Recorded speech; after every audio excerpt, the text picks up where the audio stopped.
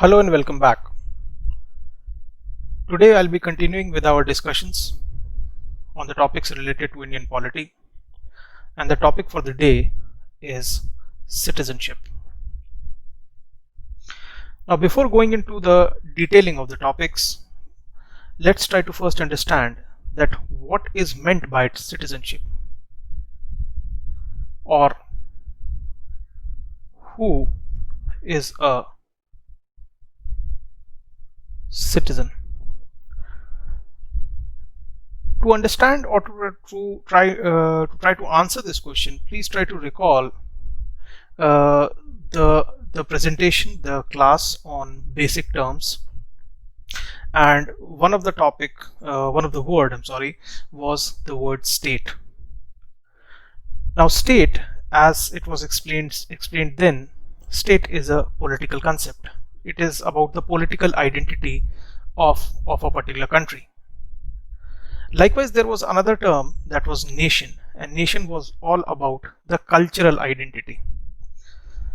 So, who is a citizen? Citizen is someone who is part and parcel of a state and who is able to become the part and parcel of the political process of that country. By political process, I mean that all those people in a country who would be able to take part in the election process, for example. So election process, or the electioneering, whether you cast your vote, you give your vote, or whether you receive your vote, it is all about the political process. So if a person is able to become the part and parcel of the political process of a country, then it can be said that that individual would be a citizen. So citizenship is an important concept with respect to any country, and because of this, the founding fathers of the Constitution placed the issue of citizenship under Part 2 of the Constitution. So Part 1, which was dealing with Union and its territories, as we have seen in the earlier session, Part 2 deals with the citizenship. Now, Part 2 contains articles which range from Article 5 to Article 11, and it defines, or these articles from 5 to 11, from Article number 5 to Article number 11, they define what would be the status of a person with respect to Indian citizenship on this date, on 26 Jan 1950, which is also referred to as the date of the commencement of the Constitution. Meaning thereby, Articles 5 to 11 lay down as to who is citizen of India at the commencement of the Constitution, that is 26 Jan 1950. Now, according to the provisions of the Constitution mentioned in Articles 5 to Article 11, the citizens can be classified, or the mode of getting Indian citizenship with respect to people as on this date, that is 26 Jan 1950, it can be classified under three heads: citizens by domicile, citizens by migration, citizens by registration. Meaning thereby, there would be some people who would have got or obtained Indian citizenship as a matter of domicile.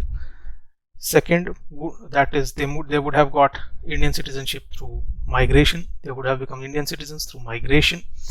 And thirdly, they would have got themselves registered as Indian citizen, and therefore citizens by registration.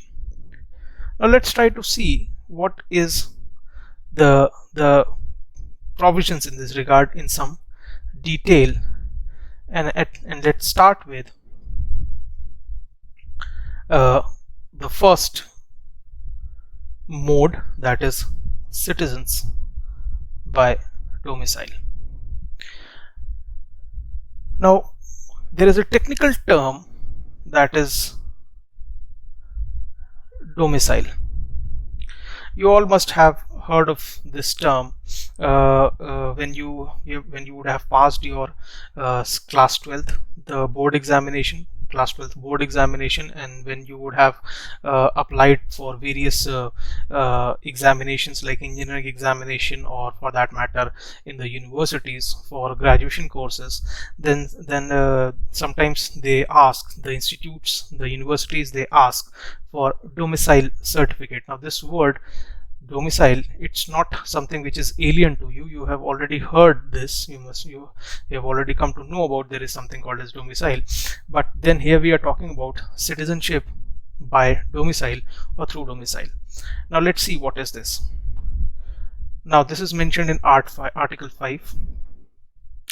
Now every person having domicile in India at the commencement of the Constitution and who fulfills any of the following conditions will be citizen of India.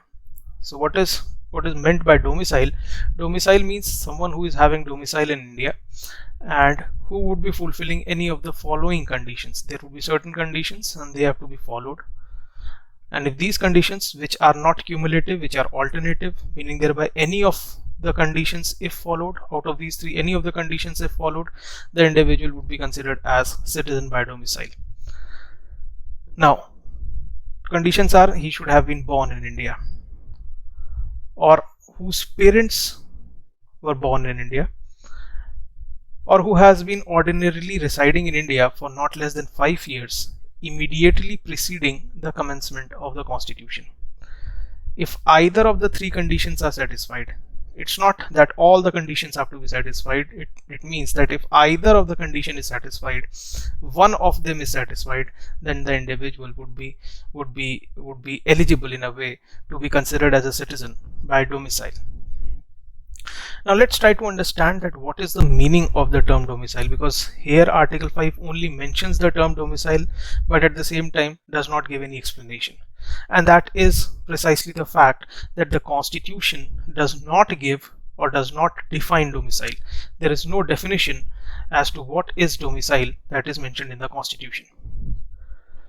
But according to the decisions of the Supreme Court, according to the decisions of the judiciary, the general understanding is that domicile means permanent home. Domicile means permanent home. And this is what is the meaning of domicile that you would have come to know when you would have filled up the forms for the various universities and institutes after your class 12th board examination. That domicile means, this was a rough understanding at that point of time, that domicile means permanent home. But in that case, in case of your educational institutions, for the graduate courses, domicile at that point of time meant that where is your permanent home, in the sense that in which state you are having your permanent home. That could be the state of Punjab, state of UP, state of MP, so on and so forth. But here what we are talking about, the country as a whole, meaning thereby whether you are having a permanent home in India or not. That is the meaning of domicile. So domicile means a permanent home. So what would be the definition? A person's domicile means the country which is considered by law to be the permanent home of the individual. So the Constitution makes a distinction between the two words, one that is domicile and the other word residence. Residence and domicile are considered two separate things.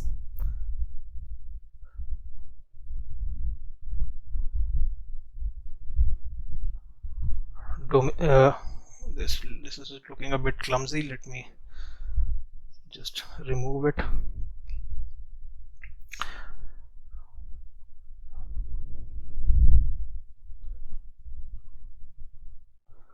Domicile and residence.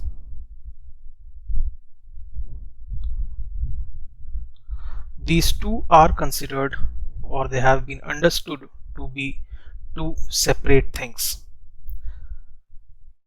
The idea is that a person would be considered or would be eligible to be considered as a citizen of India through domicile if the individual resides, if the individual lives in a country with the intention of making that country a permanent home, and that is necessary to constitute a domicile. So it means if it could be, if this entire idea could be brought down to an equation format, then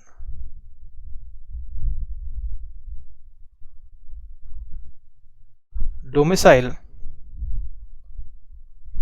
would be equal to residence plus intention to make it a permanent home, with the intention to make it permanent.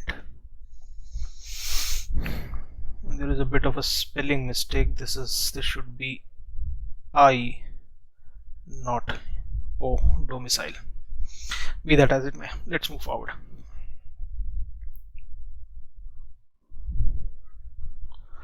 So it is the intention to make a country one's permanent home decides whether that individual's domicile is that country or not. So citizenship by domicile would be having three conditionalities that have to be fulfilled in addition to that intention of making the country one's permanent home, and that would be the being born in India, whose parents were born in India, and who has ordinarily resided in India for not less than 5 years immediately preceding the commencement of the Constitution. Meaning thereby, if Constitution of India commences from the year 1950, then the individual has to show that from 1945 onwards at least, that is 5 years back, 1945 onwards, the individual has been an ordinary resident of India. So as I was saying just a few moments back, that Article 5 makes a distinction between domicile and residence, and merely having domicile or mere residence is not sufficient to claim Indian citizenship. Both have to be coming together. What is required is domicile and 5 years of residence to claim Indian citizenship. And finally, the burden of proof. If it comes before the judiciary that whether the individual is citizen by domicile or not, then who has to prove it? Who has to give the conclusive proof? So the burden of proof is on the person, and he has to show that he had the intention to stay in India permanently. So this is the first provision that is mentioned in the Constitution with respect to citizenship, that is citizenship by domicile. Let's move to the next one, that is citizenship by migration, which is mentioned in Article 6. Citizenship by migration mentioned in Article 6. Now, why this provision was added? This provision was added because of the simple reason that on the date of independence, that is 15th August 1947, and one day prior to that, that is 14th August 1947, two different countries came into picture. On 14th August 1947, it was Pakistan that came into picture, and on the very next day, that is 15th of August, India came into picture. And with the emergence of two sovereign countries, or you can say with the actualization of partition of undivided India, what happened? There was a large scale movement of population from one area to another area. There was big migration and mass migration of people from one country, that is Pakistan to India, or for that matter from India to Pakistan. So the people who are coming from Pakistan, from the newly formed country Pakistan, and when they were coming to India, they were coming from a different country into India. Effectively, Pakistan was a different country, was a foreign country, and they were coming, the people were coming, they were migrating from a foreign country into India, and they want to settle into India. They want to make India their permanent home. They want to have their permanent residence in India. But how to accommodate them? what would be the provisions of the law in this regard, because they could not be accommodated through the previous mechanism, that is citizenship by domicile. And if this was the case, that was the reason that this new classification was added through Article 6, which was dealing with issues arising out of migration. As I said, the point reads, large-scale migration of people from Pakistan after partition, and this resulted into a large-scale migration. And because they could not be the incoming population could not be granted Indian citizenship under Article 5, therefore special provisions were made through Article 6. Now, what were those provisions? Let's try to see them in some detail.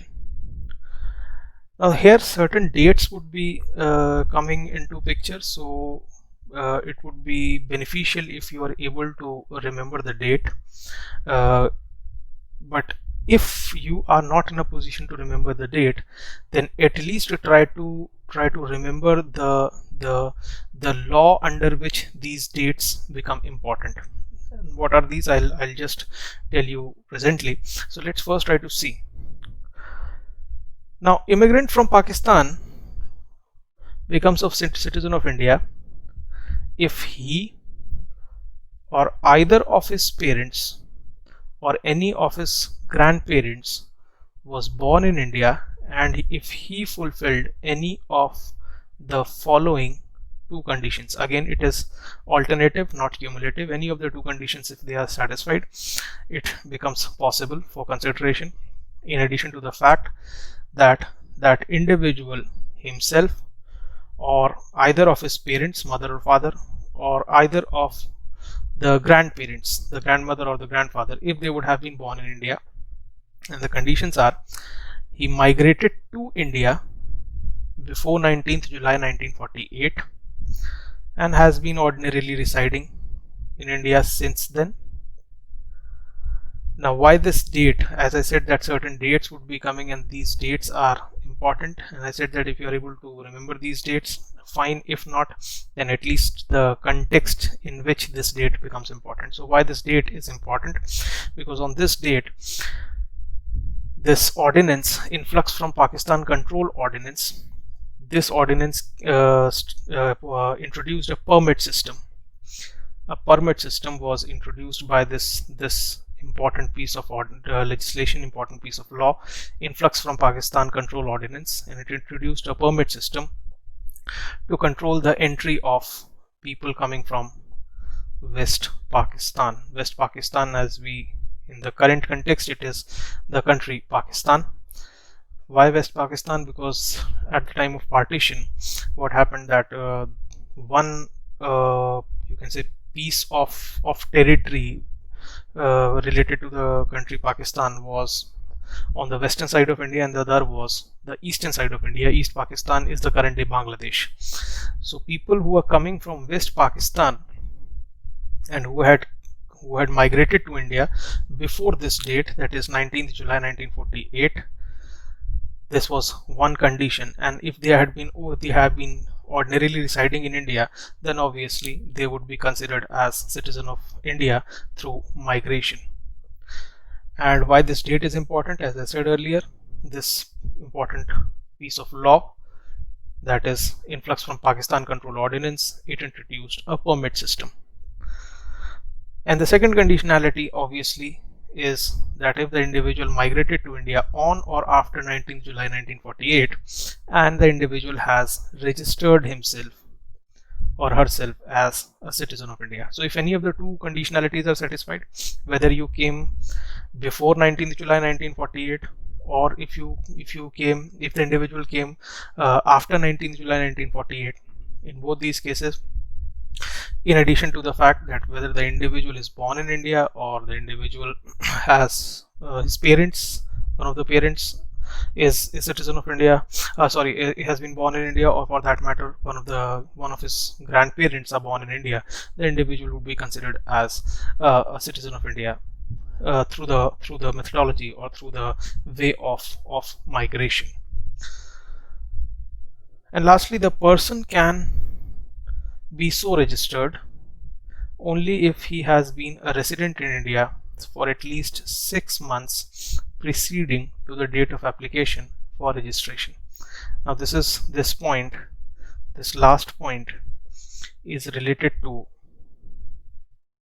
this component, that the individual migrated on or after 19th July 1948, and since then the individual was living in India as an ordinary resident, and then the individual thought that I should now get myself registered to the with respect to Indian citizenship, and the individual goes to the concerned authority in this regard, and the authority says that if you have been living in India for a period of 6 months preceding, or you can say from the date of making an application with respect to getting registered as an Indian citizen, from that date a period of 6 months would be calculated backwards. So if that individual say went to the office and tried to make the registration, and that date was say 13th of July, then the individual has to show that at least 6 months back, meaning thereby the individual was living ordinarily in India from January onwards.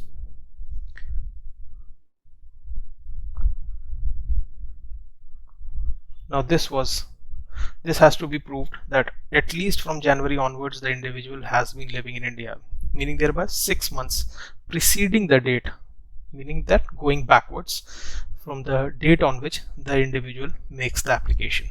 So this was citizenship through migration. Next is citizenship by registration. Now citizenship by registration is dealt in Article 8. Citizenship by registration. Now this is in Article 8 of the Constitution. And according to it, a person who or either of whose parents or either of whose grandparents, if they were born in India prior to independence, but who is ordinarily residing in any country outside India and Pakistan, may register himself as citizen of India in the consular or diplomatic representative of India in their country of residence. Now, what is this idea basically? Suppose there was some person A who was born in India, or for that matter that individual's parents were born in India, or for that matter the individual A's grandparents. Individual A is our example. Individual A himself was born in India, or the parents of individual A, they were born in India, or for that matter the grandparents of individual A, they were born in India. Now these are the three situations. And what happens that that person A is now not in India but in some other country. The individual has become the resident of some other country, say for example say USA, meaning thereby the person born in India, after the birth the parents shifted to USA, or for that matter the individuals the parents of person A, they were born in India and A was born in USA, or for that matter the grandparents were born in India and the entire family shifted to USA. This is our example, and this happened before independence, and as of now the individual is living in the country USA. Now if individual A wants to become Indian citizen, the individual might have come to the conclusion that I am having you can say the individual would be having that I am having Indian roots, so I should go back to my country. Now that can happen, and that is permitted by the Constitution itself, where it says that individual A can do. Individual A can go to the embassy, Indian embassy, or for that matter the Indian consulate, and get himself registered as a citizen of India with the concerned authority of in that consulate or embassy of India in the country, which in our example is USA. So this is citizenship by registration. Now these are the three ways in which the citizenship can be obtained as on the date of the commencement of the constitution, or you can say this would be the status of citizenship of people at the date of the commencement of the constitution. But is the constitution also elaborating upon the provisions with respect to the revocation, or you can cessation of citizenship? And the answer is in affirmative. The answer is yes. And according to Article 7, a citizen of India by domicile or by migration ceases to be a citizen of India. Ceases means does not remain to be a citizen of India if he migrates to Pakistan after 1st March 1947.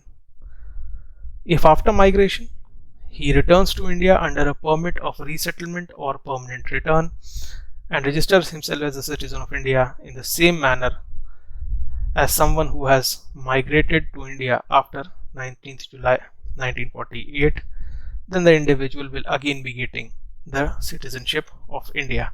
So Article 7 provides the modus operandi for the revocation, or you can say the cessation or doing away with Indian citizenship as on the commencement of the constitution. And it says that if a person migrates to Pakistan after 1st March 1947, then the citizenship, whether it has been obtained through the domicile route sorry, or the migration route, this would be terminated, this would be coming to an end.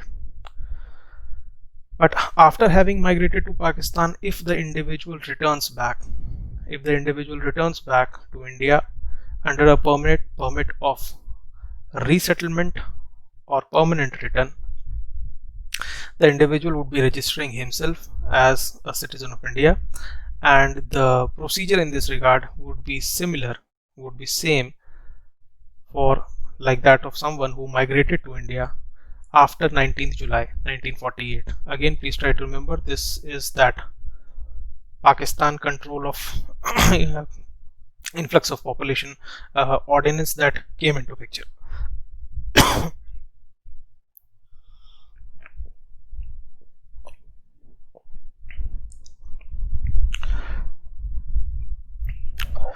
Also Article 9, this is again an important article. Article 9 says that any person who has been granted Indian citizenship under the terms of Article 5, 6 or 8, Articles 5, 6 or 8, that is citizenship by domicile, migration or registration, and after acquiring that citizenship, that individual acquires or voluntarily acquires the citizenship of another country. What would happen that if a person who has been granted with or afforded with Indian citizenship under the terms of Article 5, 6 or 8, any of the three, and after getting Indian citizenship, the individual voluntarily acquires the citizenship of another country. In that scenario, what will happen? In that scenario, the Indian citizenship of that individual will cease, or you can say would be done away with. This shows one thing, and very important thing, that in India there is nothing of the concept called as dual citizenship, meaning thereby you cannot have two citizenships, citizenship of India and for that matter citizenship of USA. You cannot have the best of both the worlds. You either have citizenship of India or you have the citizenship of USA. So this is Article 9, which informs that voluntarily acquiring the citizenship of another country leads to the cessation of Indian citizenship. But at the same time, it should be noted that this provision applies to those cases where foreign citizenship has been acquired before the commencement of the Constitution of India.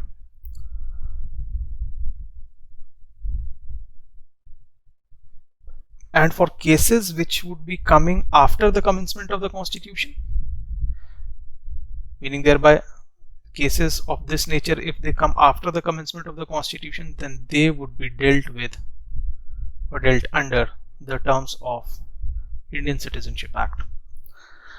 So constitution provides the provisions related to citizenship, and it is an important point, with respect to the date of commencement. On 26th January 1950, what would be the status of the citizenship? But please understand that citizenship is an evolving and emerging concept. Very recently, there have been big controversies all across India. There have been big demonstrations and protests all across India with respect to Citizenship Amendment Act. An act was passed, a bill was passed in the parliament which amended the Citizenship Act. Now, why that changes were made? And I said the answer to this is simply the idea that citizenship and the issues of citizenship, they are not static in nature, they are very much dynamic in nature, and therefore the founding fathers of the constitution, they were also aware to this reality, and they said that the provisions of the constitution from article 5 to article 11, provisions of the constitution from articles 5 to 11, they will only deal with the issue of citizenship as on 26th Jan 1950. For all the future, but for all the future issues, for all the issues that would be coming after this date, of 26th Jan 1950, all these things would be regulated by a parliamentary law. They would be regulated through a law of parliament. So in pursuance of this power, in pursuance of this provision which has been detailed out in the constitution itself, the parliament enacted the Citizenship Act 1955. So let's try to see that what does Citizenship Act is all about. What are the various provisions of the Citizenship Act?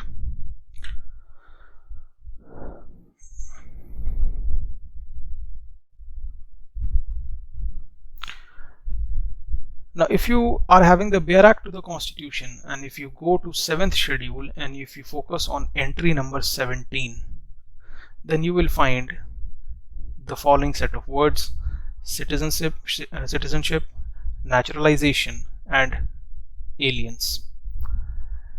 Now, these are the three words that you will be finding placed in entry number 17, and that is in the union list. Now, what does it show? It shows that issues related to citizenship, they are the sole prerogative of the parliament, meaning thereby they come under the domain, or they come under the zone of influence of parliament. And what would be the other set of information that would be coming your way? The other set of information would be that the state legislature is not having any locus standi on the issues related to citizenship. So it was the parliament which, in pursuance of its responsibilities, passed the Citizenship Act 1955, and this act provides for the acquisition, how to acquire citizenship after the commencement of the constitution. In addition to it, also provides for the termination and deprivation of Indian citizenship in certain cases. Now let's first try to see what are the ways in which Indian citizenship can be acquired. Now the Act identifies 5 ways. There are 5 methods, 5 ways of acquiring Indian citizenship. Now if you compare this with what was the situation under the constitutional text from Article 5 to Article 11, there are 3 ways, or you can say there are 3 classifications of citizens: citizen by domicile, citizen by migration, citizen by registration. Now, but that was related to the status of people on the date of the commencement of the constitution. But for the future dates after 26 Jan 1950, this is the law that would be coming into picture. that came into picture, that is Citizenship Act 1955, and it identifies 5 ways: by birth, by descent, by registration, by naturalization, by incorporation of new territory into India. Now, what is citizenship by birth? First and foremost, citizenship by birth, it has been defined in section 3. Now, citizenship by birth, meaning thereby a child born in India, and obviously certain conditionalities have to be satisfied, and if those conditionalities are satisfied, then that child which is born in India, in the territory of India, would be considered as Indian citizens. So what are the provisions? So every child born in India on or after this date, obviously you would have understood the relevance of this, that 26 Jan 1950, 26 January 1950. So a child born after this date, 26 January 1950, but before the commencement of Citizenship Amendment Act 1986, certain changes again were made in the year 1986.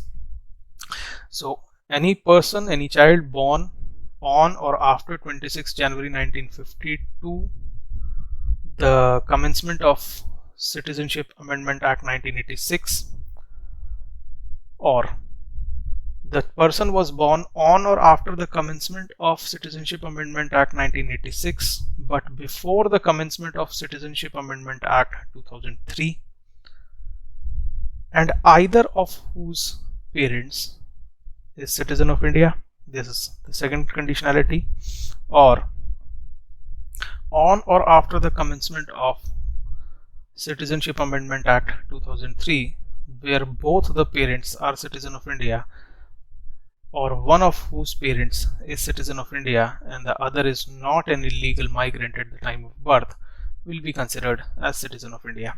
Now what is happening over here?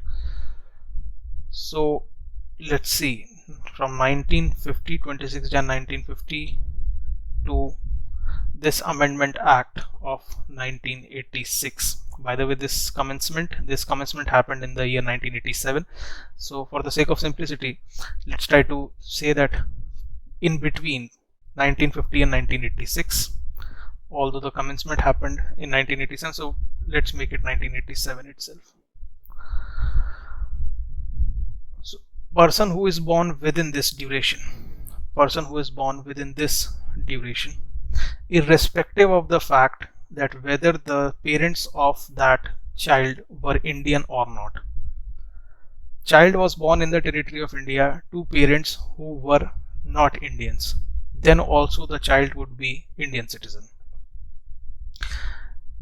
Now from this year of commencement, from this date of commencement, that is 1987, to this second amendment that happened, Citizenship Amendment Act 2003. Now during this time frame from 87 to 2003, on or after the commencement of Citizenship Amendment Act 2003 where both the parents are citizen of India, on or after the commencement of after this date to 2003 where either of whose parents is citizen of India. Child is born in India during this duration, during this time frame. I'm sorry, I got a bit confused with the positioning of the points. Coming back, the child was born during this time frame from 87 to 2003, in this time frame, and one of the parents, either mother or the father, should be citizen of India. Here what is this, here between 1950 and 1987, what is the situation? That whether the parents are Indian or not, the child is born in India, therefore Indian citizen. From 87 to 2003, what is the situation? Child is born within territory of India, but then again the parents, one of the parents of the child, either mother or father, should be citizen of India. Then only the child would be considered as citizen of India.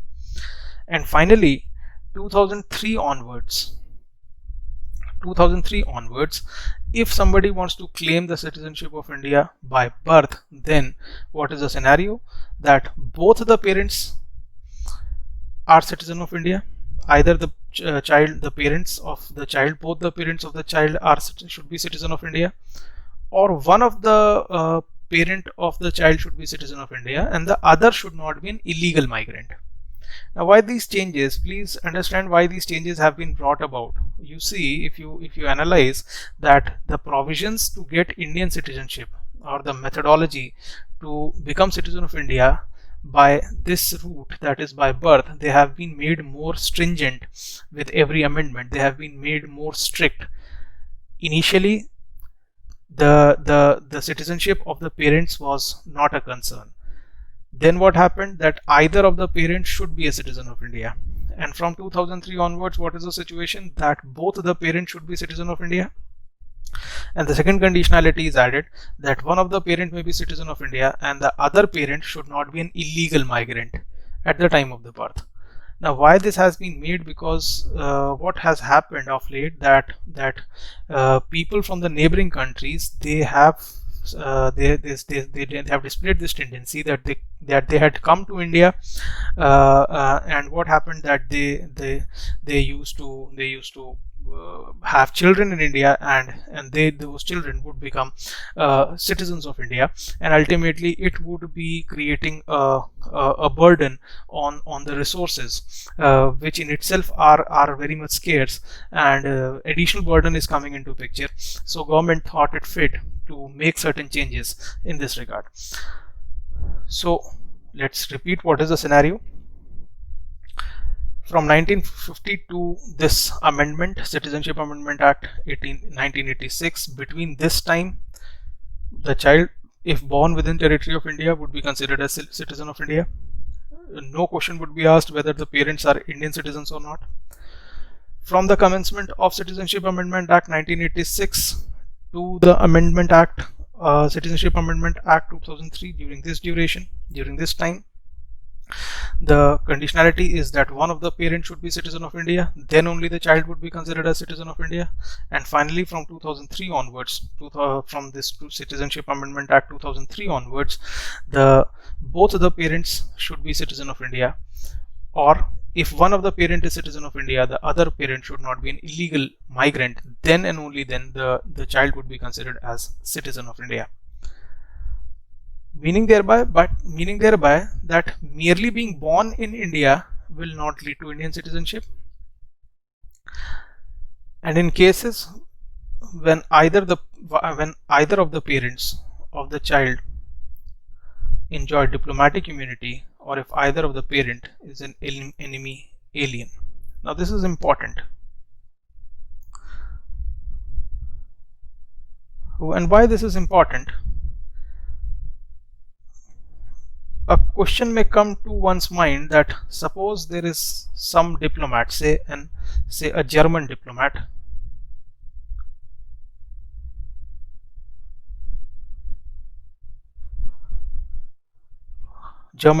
who came to India along with his wife, and they had a child in India. A child was born to the German diplomat in India. Now, what would be the status of that child whose parents are German diplomats? What would be the status? Would that child be considered as citizen of India? The answer is no. The child of German diplomats would not be considered as citizen of India, because of the simple reason that the parents of the child, they enjoy diplomatic immunity. Or for that matter, if the parents are enemy alien, meaning thereby they are the citizens of a country with whom India is having enemy relations, and if a child is born to those individuals, then what would be the status of the child? Again, the status of the child will not be Indian. It would be guided by, the citizenship of that child would be guided by the laws, the rules and regulations of that particular country to which those individuals who are the enemy aliens, they belong to. So this is what is citizenship by birth. And now let's come to the next mode, that is citizenship by descent. Now descent means the family tree or the lineage, the family history, you can say, that who was born to whom, who is the grandfather, who is the son, who is the progeny, so on and so forth. So that family tree is descent, and this has been defined in section 4. Now a person born outside India on or after 26 Jan 1950 but before 10th December 1992, if his father is citizen of India, or a person born outside India on or after 10th December 1992, if either of the parents are citizen of India at the time of birth, shall be a citizen of India by descent. Meaning thereby, again, that 1950, a child born outside India on or after 26 Jan 1950 but before 10th December 1992. Now if that child is born outside India during this time period, but if the father of that child is citizen of India, then the status of that child would be Indian citizen. Meaning thereby, during this time frame from 1950 to 1992, during this time frame, the status of a newborn child, the status of citizenship with respect to a newborn child is decided by the citizenship of father. Now what happens after 1992? Now again our story from 1992 onwards, a person born outside India on or after 10th December 1992, after in this time frame after 1992, if either of his parents are citizen of India at the time of birth, shall be citizen of India by descent. Meaning thereby, here in this time frame, the citizenship was decided by the citizenship of father. In this time frame 1992 onwards, the citizenship of the child in a way becomes a gender neutral idea. In a way it becomes gender neutral in the sense that either the father is Indian citizen or the mother is Indian citizen. In both the cases, it would be the citizen of India. The citizenship of the child would be the citizen of India. But a minor who enjoys, please understand, but a minor who enjoys Indian citizenship by descent and also possesses the citizenship of another country shall cease to have Indian citizenship if within 6 months of attaining full age he does not renounce the citizenship of another country. Now this is important. Here the child, the newborn child has got the Indian citizenship through descent. On the day when the child is born, the citizenship of that child is decided by the fact that what is the status of citizenship of the parents. So the child himself or herself does not know at that young and tender age that what is my citizenship. And that is why this point has become important. This big point becomes important because it says that once the child attains the age of majority, attains full age, meaning thereby 18 years, the moment the child attains the age of 18 years, then it can be assumed that the child is able to understand what is this thing that is being talked about. So the citizenship of the child, whether the child would be considered as Indian citizen or not, would be decided by the fact that whether after attaining the age of majority, after attaining full age, within 6 months of that attainment of full age, whether the child has renounced the citizenship of another country or not. Meaning thereby, the moment the child attains the age of 18 years, a counter of 6 months will start. A counter of 6 months will start, and within this 6 months, the child has to give up the citizenship of another country, and then only the child would be able to retain Indian citizenship. So this is the idea of descent.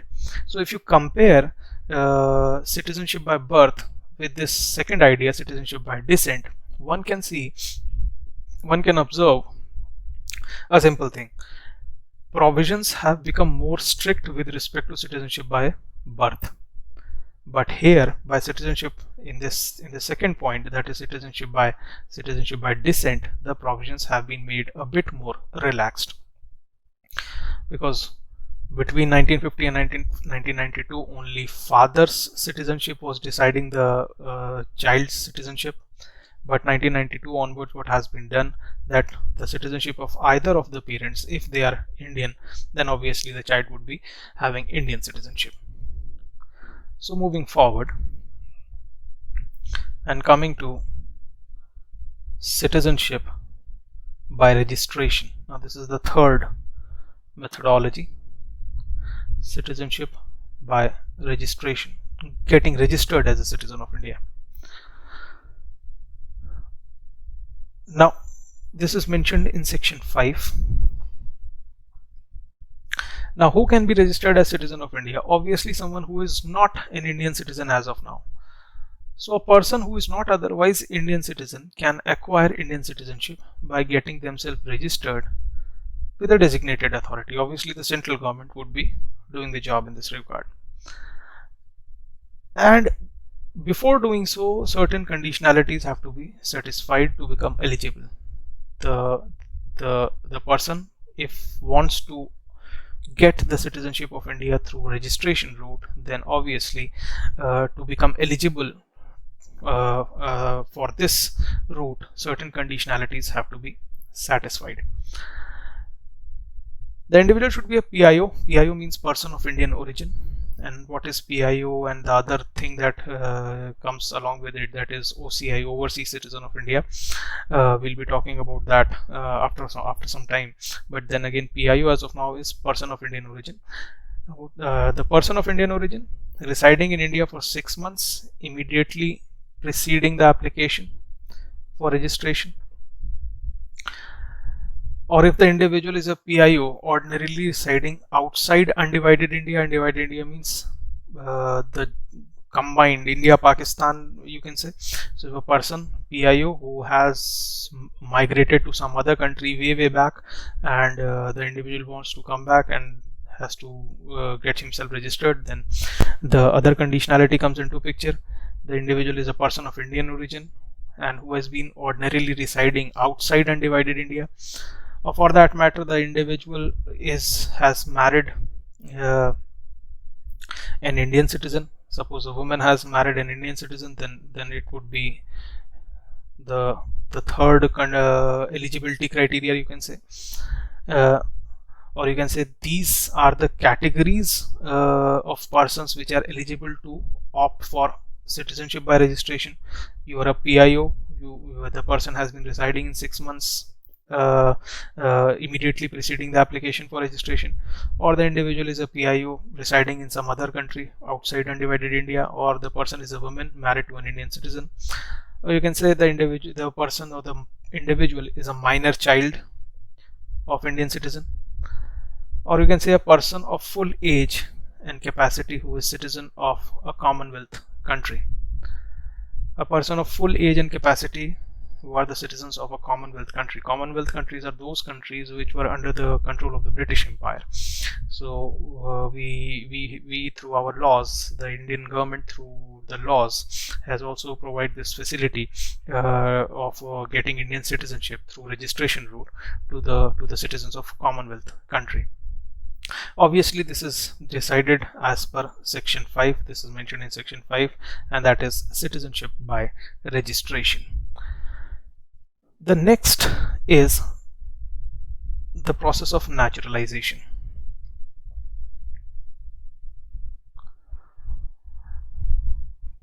Now, what is naturalization? Please understand that naturalization as a method to get Indian citizenship is for those individuals, for those citizens who belong to a non-Commonwealth country.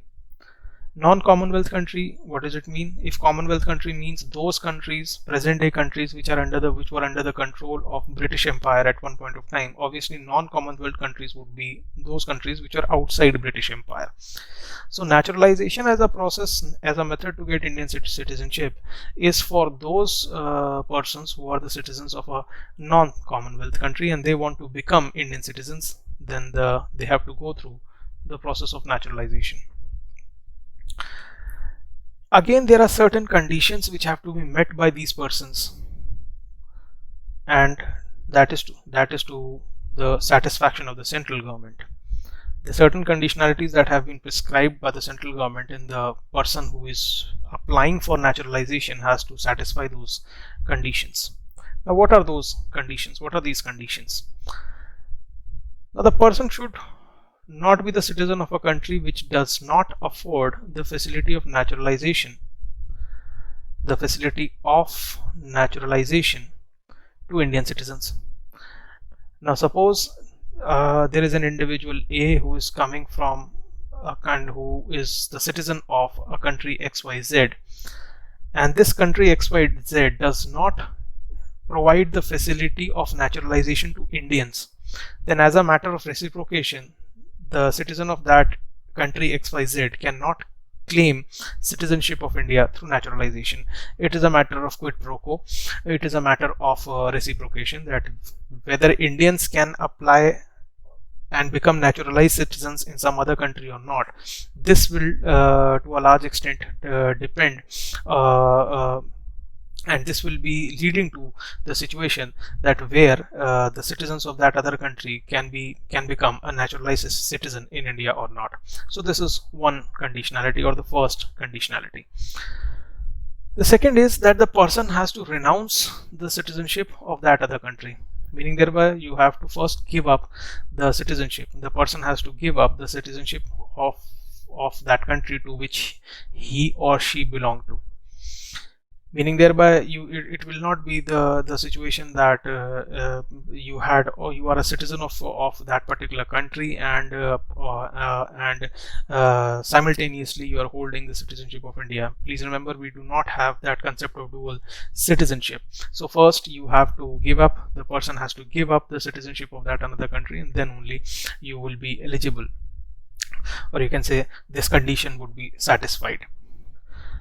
Third is that the person has resided in India for 12 months immediately preceding the date of application, whereas previously it was 6 months, if you recall, for the other two methods that we have seen. But here what it is, that it is 12 months before applying for application, meaning thereby you start to live in India, you start to reside in India today, and then you will become eligible for applying after 1 year. Then this is an important point, that is the next point. Their person should be having a good character. We, the people of India, want good people to be here, and this is at least the written theoretically, I would say. The person possesses good character. The person should be having an adequate knowledge of any language that is recognized by the Constitution, that is the 8th schedule, if you remember, languages, official languages. And the next, that is after naturalization, the person intends to reside in India, wants to make India as the domicile. So if these conditions are met, then the application could be considered. But if the central government feels, the government of India feels that the person is a really marvelous person, has rendered good service, distinguished service, and has worked for the cause of science, art, literature, philosophy, world peace, and human progress, Now if the government feels that the individual has done a wonderful job in these fields, then obviously these conditions, these stringent conditions, can be waived, they can be done away with, and straight away the individual can be granted with the citizenship through the naturalization route. So these are the four methods that we have seen, and the last one is citizenship by incorporation of territory. Now this is a very simple idea, and that has been dealt in section 7. Obviously, if a new territory is incorporated into the union, and then the central government would be issuing a notification, and it would be saying that the residents of that new territory would be the citizens of India. A classic example in this regard would be the incorporation of Sikkim. Sikkim was a kingdom, you can say, and was not originally the part of the territory of India. It was incorporated later, but once it was incorporated into the Indian territory, into the Indian Union, what would be the status of the citizenship of the residents of that area? Obviously, they were declared as Indian citizens. And what is the status of the people of Sikkim? Sikkim is an integral component of the Union of India, and the people of Sikkim are the people of India. They are the citizens of India. So these are the 5 methods that are mentioned in the Citizenship Act with respect to the acquisition, with respect to acquiring of Indian citizenship. As I said previously, the Act also gives information that how Indian citizenship can come to an end, and that is the point that has to be dealt, that what is the methodology, what is the various ways of the ending of citizenship, or you can say coming to an end of citizenship. And this is the thing that we have to discuss, that is how one loses Indian citizenship. It is a very precious thing, citizenship of India, but what can be the various methods to lose citizenship? And the Act provides or informs about 3 methods. First is renunciation. The person voluntarily gives up Indian citizenship. Now you voluntarily give up Indian citizenship, obviously you lose your citizenship status.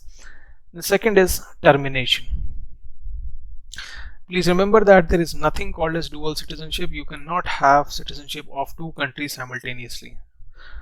So suppose you voluntarily acquire the citizenship of another country. If a person acquires voluntarily the citizenship of another country, then obviously citizenship of India gets terminated as an operation of law.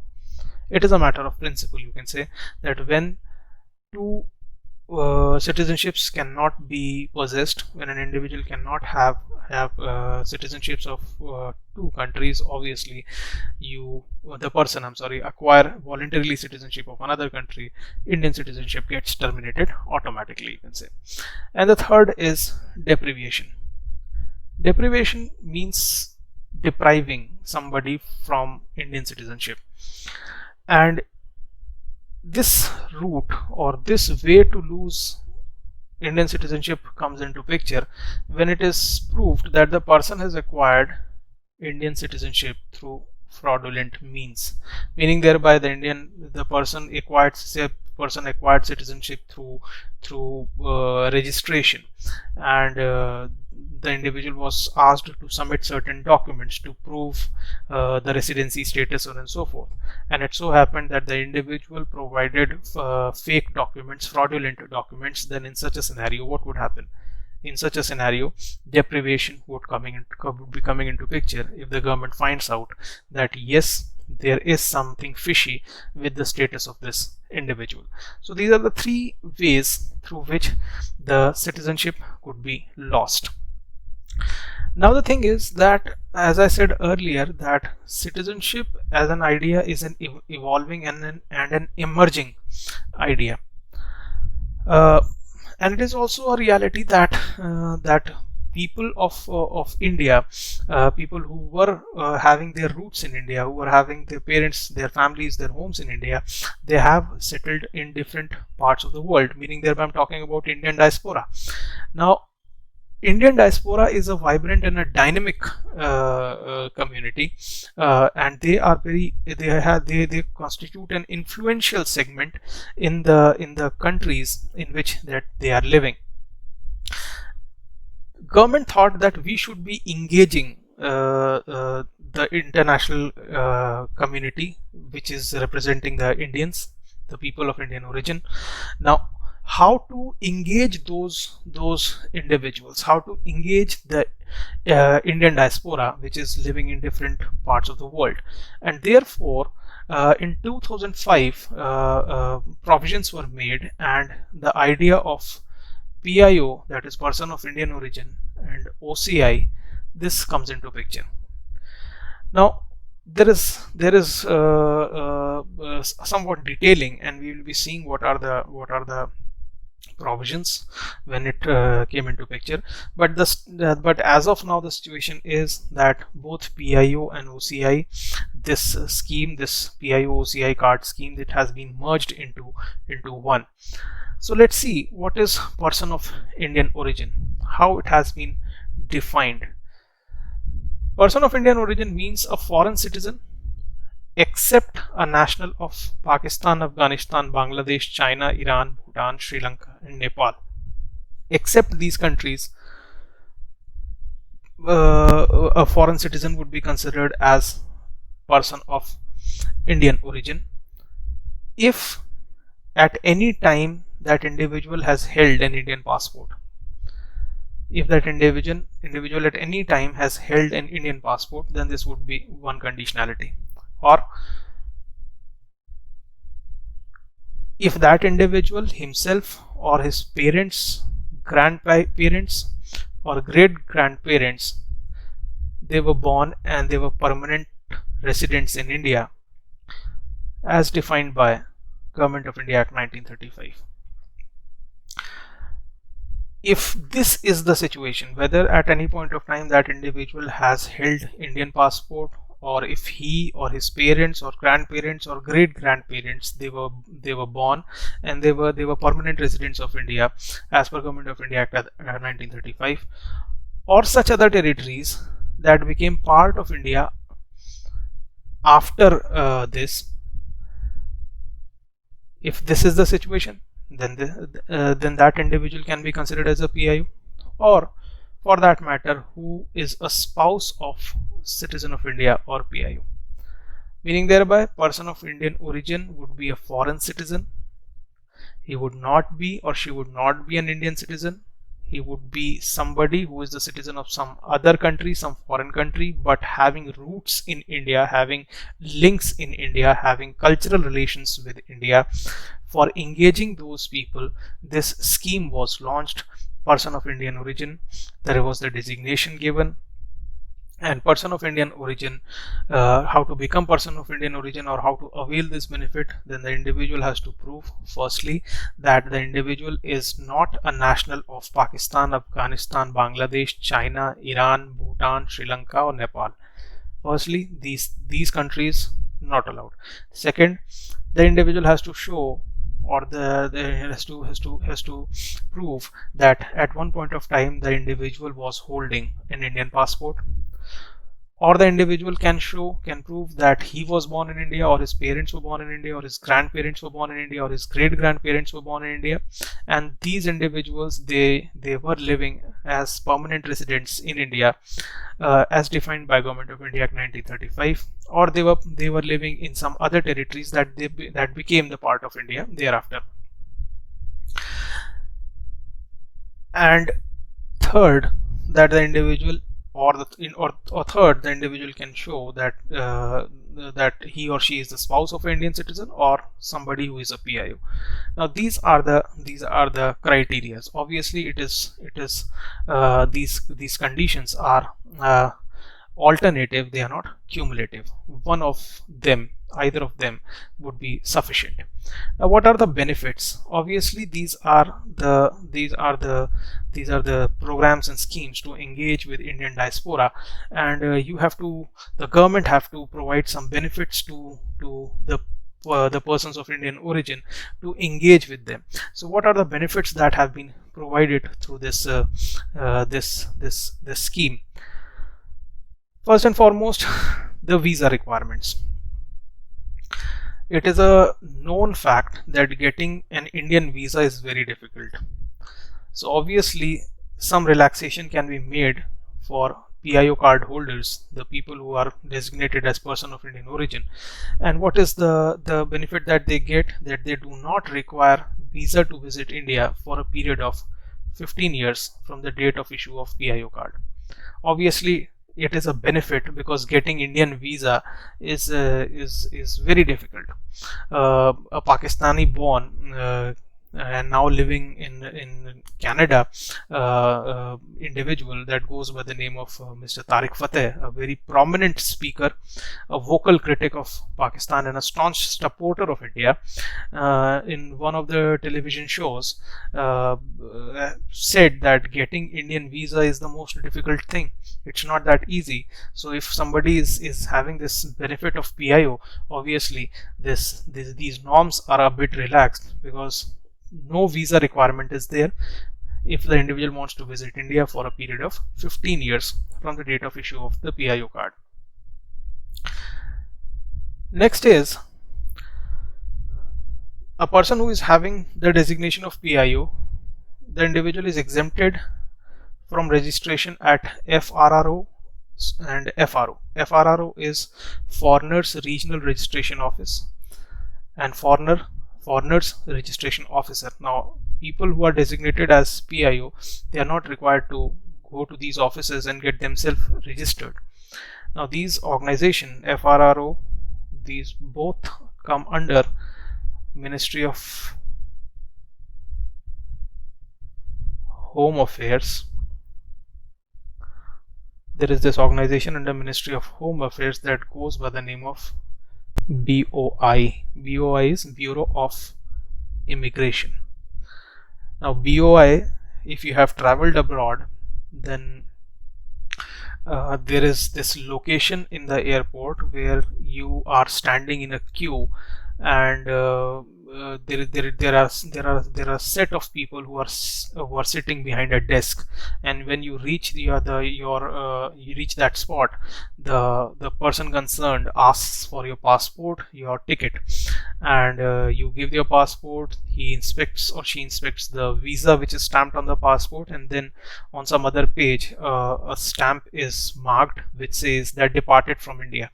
Now that individual is an officer of Ministry of Home Affairs, and the officer is from BOI, that is Bureau of Immigration. Essentially, Bureau of Immigration is managed by the department called as IB, Intelligence Bureau. It is IB who manages Bureau of Immigration. So FRRO and FRO, these are subsidiary organizations within these organizations, and any foreigner has to get himself or herself registered at these organizations that yes, I am a foreigner and these are my papers and so on and so forth. So if somebody is a PIO, they get exempted from registration at FRRO if their stay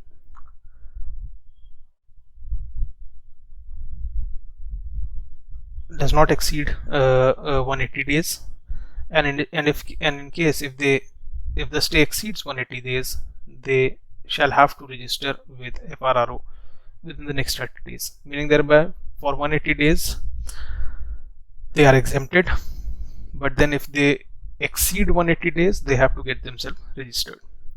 Apart from this, the people who are designated as PIO, they enjoy some economic benefits, financial benefits, as well as educational benefits. And what are the benefits that are accorded to them? Obviously, it is with respect to the immovable properties, acquiring, holding, transfer, disposal of immovable properties, but they cannot hold agricultural and plantation properties, meaning thereby land, agricultural land, plantation land, they cannot hold that. They can get educational benefits in the educational institutions. They can have quotas or categories have been created in the educational institutions like medical engineering colleges, IIMs, etc. And they can get the facilities, housing facilities, various kind of schemes which are run by the government. They can avail the facilities under those headings also. So this is one category of or you can one methodology to engage with the Indian diaspora which is living abroad. The another method is overseas citizen of India. Now please understand, this overseas citizen of India, the name of the scheme itself is a bit problematic, in the sense that people think that overseas citizen of India is a citizen of India who's living overseas. The reality is that it is not. We in India, Indian system, Indian government, Indian constitution does not allow for dual citizenship, as has been said previously also. So obviously overseas citizen of India is not a citizen of India, is a foreigner essentially. Overseas citizen of India, as I have written, is a foreign national. But at the same time, that foreign national was eligible to become citizen of India, meaning thereby essentially the individual is a foreign national, but then there was eligibility to become citizen of India. On this date, 26 Jan 1950, or a citizen of India on or at any time after 1950, or belong to a territory, that individual belonged to a territory that became part of India after 15th of August 1947, and if that individual is eligible for registration as overseas citizen of India. So what is the situation? The name is confusing, so don't get confused with the name. There is nothing called a citizen of India who is living overseas. No. Overseas citizen of India is essentially a foreign national who was eligible to become citizen of India on such and such dates.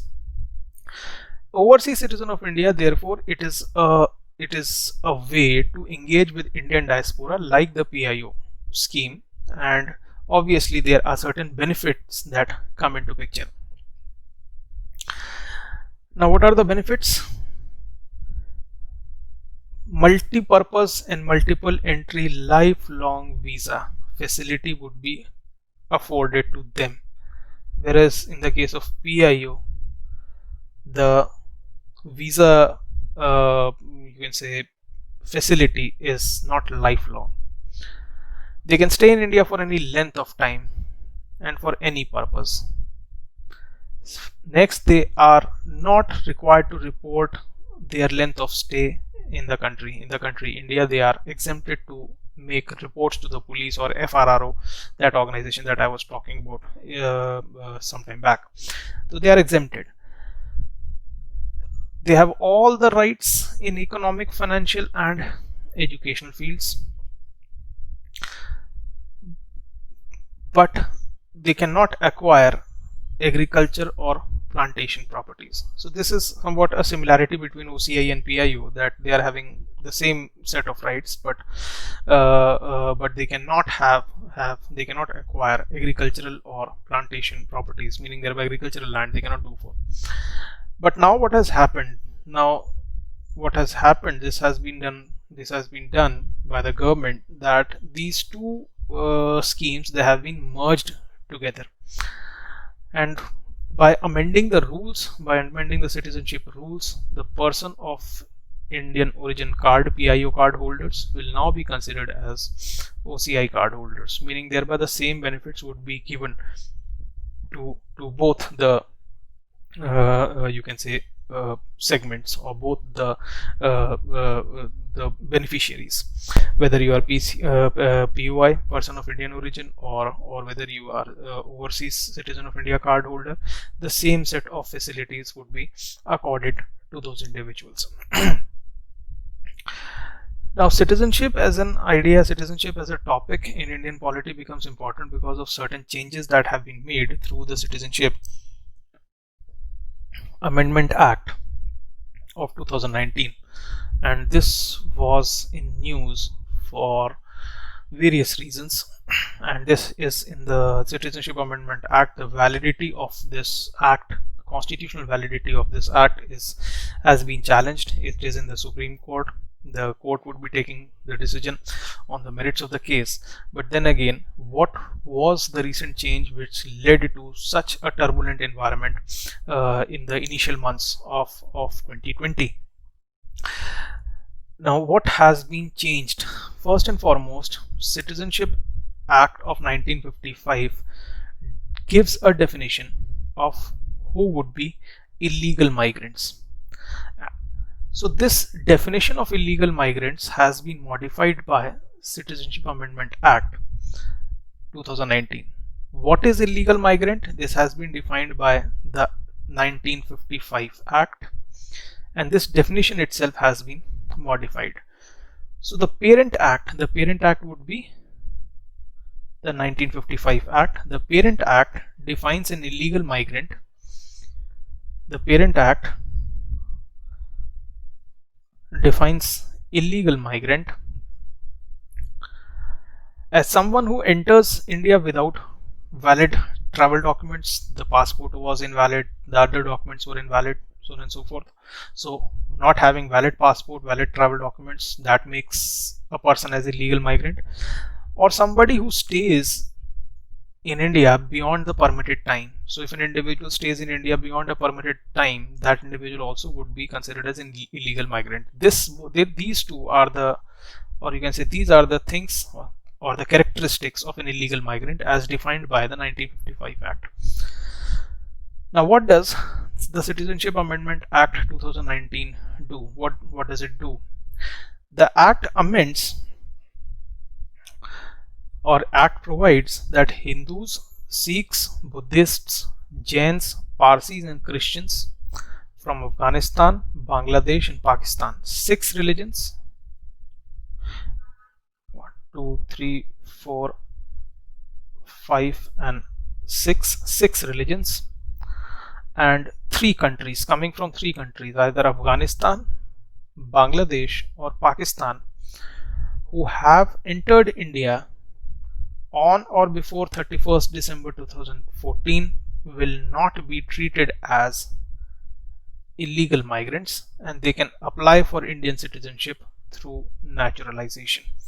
So this is the change that has been made in the Citizenship Act, Parent Act, the Citizenship Act of 1955, that people who are the followers of Hinduism, Sikhism, Buddhism, Jainism, who are Parsis and who are Christians, and who are coming from Afghanistan, Bangladesh or Pakistan, if they feel that they are persecuted because of their religious beliefs, so on and so forth, and if they have entered India on or before 31st December 2014, then these individuals, these persons will not be treated as illegal migrants. So whether they have come to India without valid travel documents or not, or whether they have stayed beyond their permitted time, in both the cases exemption has been made. And on the top of it, these individuals, these persons, can claim Indian citizenship through the process of naturalization. And what is the situation? What is the change that has been made? Now, to obtain citizenship by naturalization, as we have discussed earlier, one of the qualifications is that the person must have resided in India or have been in the service of the central government for at least 11 years before applying for citizenship. This is mentioned in the 1955 Citizenship Act, the Parent Act. Now, what does this Amendment Act does? What does this 2019 Amendment does? The Amendment Act creates an exception for Hindus, Sikhs, Buddhists, Jains, Parsis and Christians from Afghanistan, Bangladesh and Pakistan with regard to this qualification for 11 years. Now, for all the above for all the for all the people except the followers of these 6 religions, and except coming from these 11 countries, the requirement would be 11 years. But for the followers of these 6 religions and the followers and who are coming from these 3 countries, that is Afghanistan, Bangladesh and Pakistan, this requirement for 11 years, it has been reduced to 5 years. And why this has been done? Reason is simple, so that they are able to get the citizenship of India. So if you see 5 years, it means that they came to India on, say, on 31st December 2014. 2014 plus 5 years is 2019. So they will automatically become eligible. It will you can say, in a way, solve their problems, solve their hardships which they have been experiencing. And because they were in India and they were not able to have Indian citizenship, so they were not able to avail the various facilities provided by the state governments and the central government. But this amendment tries to do away with all those problems, where that 11-year requirement has been reduced to 5 years. So what would be the net result of this? Now, after acquiring Indian citizenship, what would be the situation? Such persons will be deemed to be the citizens of India from the date of their entry into India. Suppose they came to India on 31st December 2014, so after they get Indian citizenship, they would be considered as the Indian citizens from 31st December 2014. And all legal proceedings, because they had come to India through illegal means, or you can say they were considered as illegal migrants, therefore legal proceedings, judicial proceedings would have been going on against them. So all legal proceedings will come to an end. All legal proceedings will cease, will be closed once they get the Indian citizenship. So these are the changes that have happened in the matter related to citizenship, and these are the most recent ones, and it has created a controversy also, that how can a law be made which is based on religion? Because please see that it talks about Hindus, it talks about Sikhs, it talks about Buddhists, it talks about Jains, it talks about Parsis, and it talks about Christians. These are religions. So people who have objected this law on the ground, they say that a constitution is secular. But then if the constitution is secular, then how a law can be made which is based on religion? The matter is in the Supreme Court. We cannot comment. I cannot comment further than this. Whatever may be the situation when the matter is decided by the courts, by the honorable courts, we will incorporate those changes accordingly. But as of now, the situation is in front of us. So this was all about the issues related to citizenship. Please try to revise the thing. Please try to go through the books and the bare acts, and we will be continuing with our discussion with respect to the remainder of the topics as and when we meet. With this, I conclude this session. Thank you very much.